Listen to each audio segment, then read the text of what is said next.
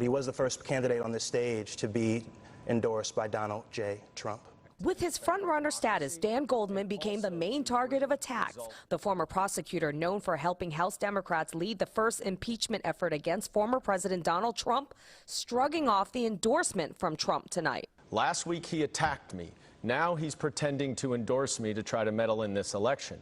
The fact that my opponent seems to actually take him seriously just shows how little he knows Donald Trump. The 10th is the newly redrawn district that covers Lower Manhattan and parts of Brooklyn, including Park Slope and diverse Sunset Park. First-term Congressman Mondaire Jones, who currently represents a different district, defended his move to run for the 10th and says he's already been doing the work. Bringing billions of dollars to New York City for schools, housing, health care, and infrastructure. Councilmember Carlina Rivera defended voting for the recent city budget that could lead to millions in cuts to the Department of Education. We are working to rectify those cuts. I have been a champion for our education system, directly funding our schools, and I am a product of local schools in NY-10. Rounding out the debate stage was Assemblywoman Yuh-Line Niou, who was asked about her support of BDS, considered an anti-Israel movement. I believe that the state of Israel should exist, and I believe that it is important to protect the free speech rights of the BDS movement.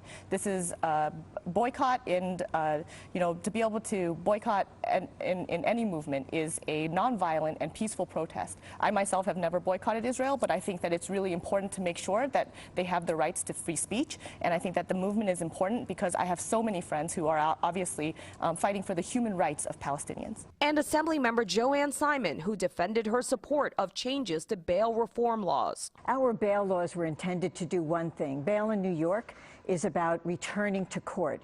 It is not about punishing people. And if you have money, you are let out on bail. If you don't, you get sent to Rikers. The candidates were asked about a variety of issues, including the topic of migrants arriving in New York from Texas. All agree the U.S. government should intervene with funding. All were also critical of the federal response to monkeypox.